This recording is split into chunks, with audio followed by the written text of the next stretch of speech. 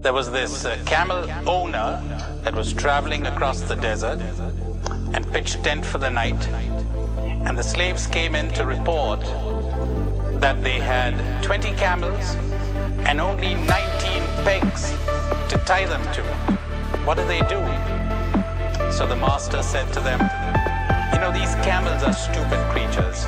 Just go through the motions of driving a peg in the ground and tying this last camel to it, and it will stay put for the whole night, which is exactly what happened.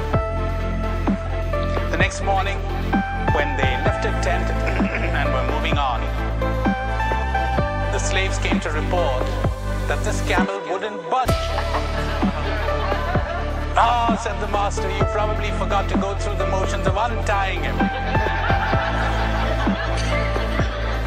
So they untied him, and the stupid animal went ahead, went with the others.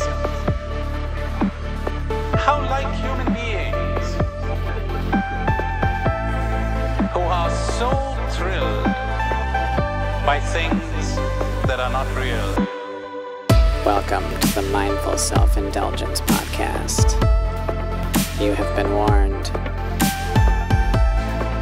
This episode is brought to you by theartofguitar.com. And if this life is truly just a simulation, you might as well spend it playing guitar. So learn how to play. Okay, that's good. Guys, if you haven't watched Planes, Trains, and Automobiles during Thanksgiving, you're missing out. That's all I gotta say. Anyways, thanks to anyone who listened to the first podcast. We got over about 1,000 views, I think, right off the bat. And once this podcast really gets rolling, we're gonna actually move it to iTunes. That's my goal, once I can figure out what an RSS feed is and all that stuff.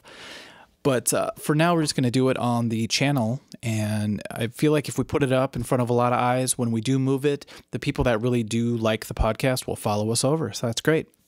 Okay, what we just did was, I always say we, but it's just me, I put up a new chapter, a new area in the website called the music notation area, and that's for anybody who wants to actually learn how to read music.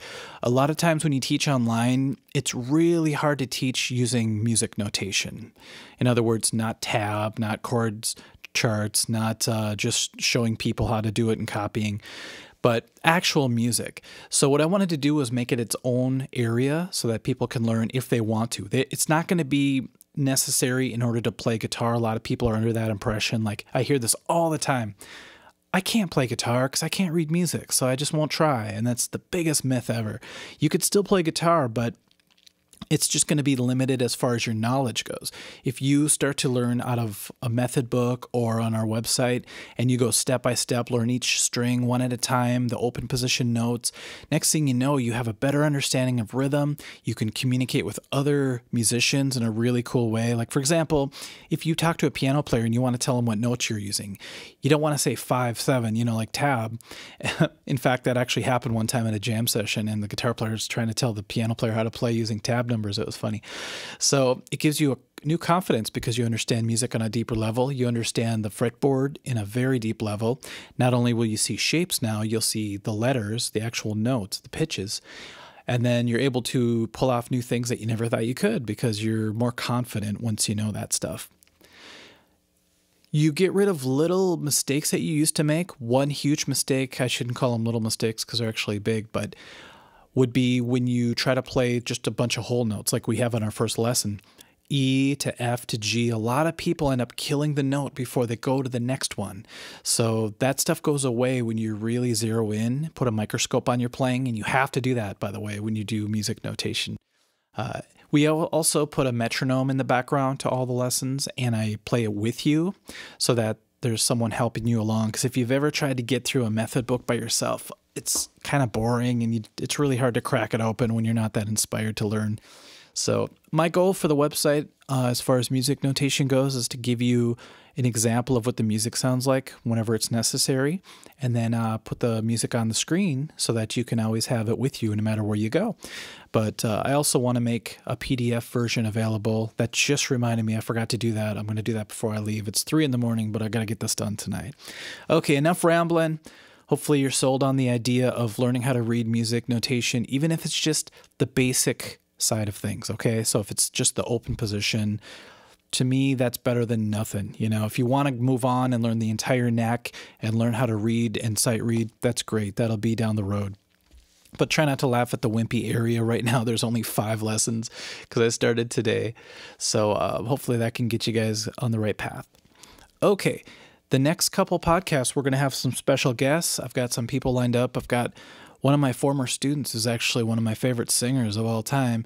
She's going to be here, and I'm not going to make her sing or anything. We might just talk about other things. We might not even discuss music. Who knows?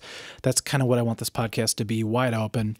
I have someone coming down to talk about their new album that's coming out. I've got some jiu-jitsu guests, video games, all sorts of stuff. And I know this seems like it's all over the place, but that's what this podcast is all about. I don't want to just talk about guitars all day, even though I love guitar. Sometimes after 12 hours of doing videos and teaching, the last thing I want to do is talk about Les Pauls, you know what I mean? So we'll leave it at that for today. Short and sweet. Sometimes these single person podcasts can get a little bit old fast, so I'm going to keep it short. All right, so the next time I see you guys, we'll have a special guest here. And we'll have that 2-person dynamic. It'll be interesting. A lot more exciting than just me rambling on like I always do. All right, guys.